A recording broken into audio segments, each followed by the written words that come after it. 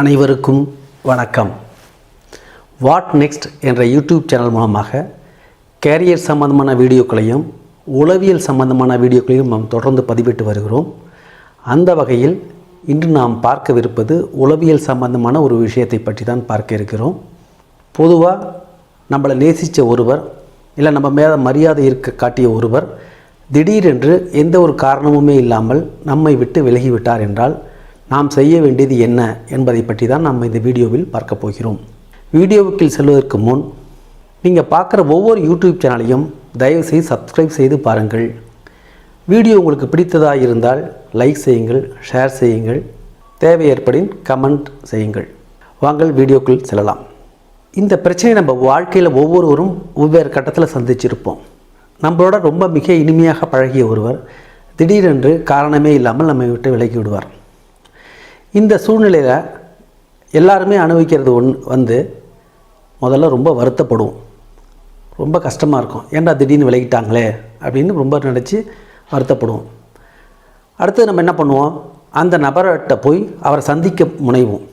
போய் உங்கள் தரப்பு நியாயத்தை சொல்லுவோம், என் மேலே என்ன தப்பு இருக்குது அப்படின்னு விளக்கம் சொல்லி மறுபடியும் அந்த நட்பை புதுப்பிக்கிறதுக்கு பல முயற்சிகள் பண்ணுவோம். அவங்க பின்னாடியே போவோம். பெரும்பாலும் நீங்கள் எவ்வளோ வேகமாக அவங்கள நோக்கி ஓடுறீங்களோ அதே அளவு அவங்க உங்களை விட்டு இன்னும் வேகமாக விலகி செல்வாங்க. அது உங்களுக்கு இன்னும் வருத்தத்தை கொடுக்கும். இந்த மாதிரி தருணங்களில் நீங்கள் என்ன செய்யணும் அப்படின்னா, ரெண்டே விஷயங்கள் தான். ஒன்று, இதனால் வரைக்கும் நீங்கள் அந்த நட்புக்காக அவங்களுக்காக நீங்கள் செலவிட்ட நேரத்தை சுத்தமாக குறைச்சிடுங்க, தவிர்த்துடுங்க. அவங்கள பற்றி சிந்திக்கிறத நீங்கள் விட்டுடுங்க. இரண்டாவது, உங்கள் முன்னேற்றத்திற்கான செயல்களை நீங்கள் தொடர்ந்து செய்யுங்கள். இந்த ரெண்டு விஷயத்தை மட்டும் நீங்கள் செய்யுங்க. இப்படி செஞ்சால் என்ன ஆகும் அப்படின்னா, முதலாவது, அந்த நண்பர் உங்களோட ஆப்சன்ஸை உணருவார். ஏன்னா நீங்கள் அவருக்காக இப்போ நேரத்தை செலவிடுறதில்ல. உணருவார். உங்களை பற்றி சிந்திக்கிறதுக்கு ஒரு வாய்ப்பு கிடைக்கும்.